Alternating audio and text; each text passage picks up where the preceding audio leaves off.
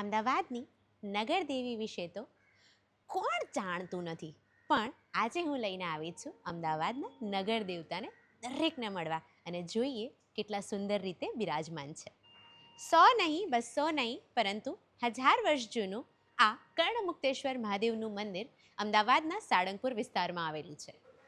શ્રાવણના પવિત્ર માસમાં અહીંયા દરરોજ 5 થી 7 સુંદર હવનનું આયોજન થાય છે અને આમ દર સોમવારે 12 માસ 5 થી 7 સાંજે સુંદર હવન થાય છે.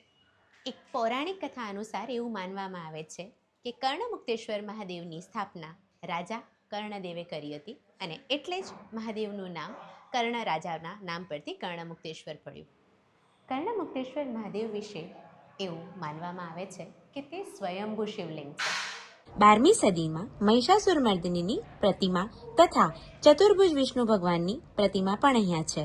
આ શિવલિંગ પ્રગટ થયું ત્યારે તેમાં એક હીરો જડેલો હતો, પરંતુ આક્રમણખોરો તે હીરો લૂંટીને લઈ ગયા, જેથી શિવલિંગમાં ખાડો રહી ગયો.